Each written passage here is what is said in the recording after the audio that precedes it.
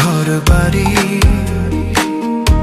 ধুলার মাঝে থাকবে পরে দম ফুরানো একটা হাওয়ার গাড়ি।